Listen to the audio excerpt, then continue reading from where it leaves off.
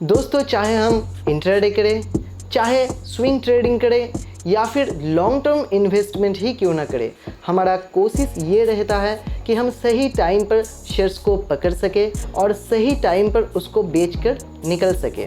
हालांकि शेयर बाज़ार में हर बार एकदम परफेक्ट टाइमिंग के साथ ट्रेड करना ये एकदम इम्पॉसिबल बात है, मगर फिर भी हमारा कोशिश रहता है इस मामले में हमारा परफेक्शन ज़्यादा से ज़्यादा रहे।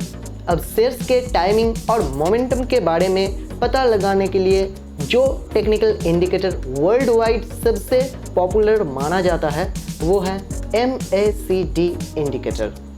तो इस वीडियो में हम जानेंगे क्या है ये MACD इंडिकेटर और इसमें इतना खास क्या है, तो वीडियो को अंत तक ज़रूर देखें। To learn investment accounting and taxation, search iFleared on YouTube, subscribe the channel and turn on the notification bell. दोस्तों, MACD का फुल फॉर्म होता है मूविंग एवरेज कन्वर्जेंस डाइवर्जेंस। इसमें दो एक्सपोनेंशियल मूविंग एवरेज लाइन होते हैं। इन दोनों में से एक होता है लॉन्गर पीरियड के लिए और दूसरा होता है शॉर्टर पीरियड के लिए। अब इन दोनों लाइन में जब अंतर बढ़ता है तो इस केस को डाइवर्जेंस बोला जाता है और जब अंतर घटता है तो इसको कन्वर्जेंस बोला जाता है।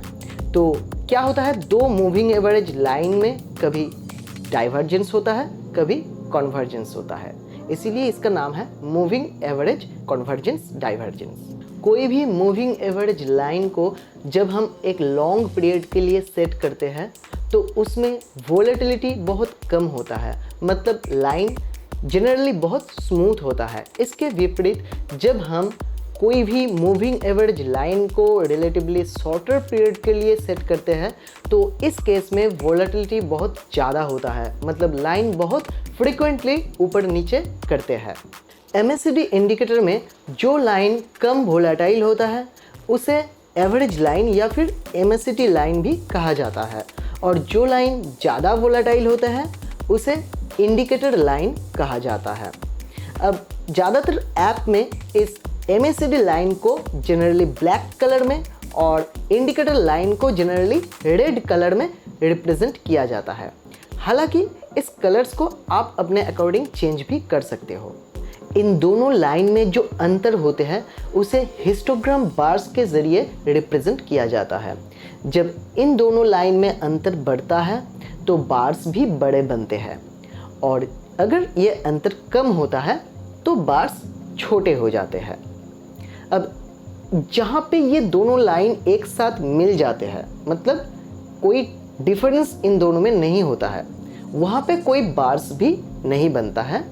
इस पॉइंट को बेस लाइन के ज़रिए रिप्रेजेंट किया जाता है। चलिए अब हम MACD इंडिकेटर के इंटरप्रिटेशंस को समझते हैं और जानते हैं कि ये इंडिकेटर इतना खास क्यों है।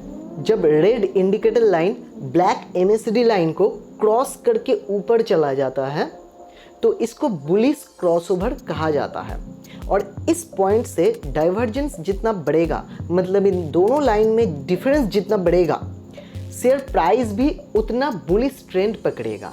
और जब इन दोनों लाइन में अंतर घटना शुरू करेगा, मतलब कन्वर्जेंस बढ़ेगा, तो इसका इशारा होता है आने वाले बेयरिश ट्रेंड के तरफ।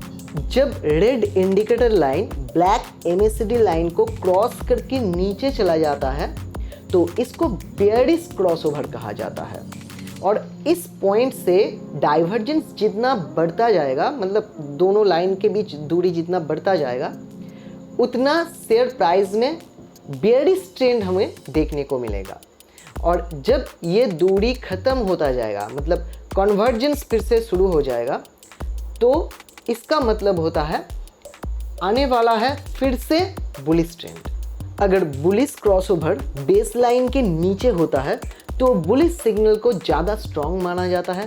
वही जब बेयरिश क्रॉसओवर बेस लाइन के ऊपर होता है तो बेयरिश सिग्नल को ज़्यादा स्ट्रॉन्ग माना जाता है। जब शेयर प्राइस में ट्रेंड बुलिश से बेयरिश की तरफ या फिर बेयरिश से बुलिश की तरफ रिवर्स करता है तो इसका असर हमें हिस्टोग्राम बार्स पर देखने को मिलता है।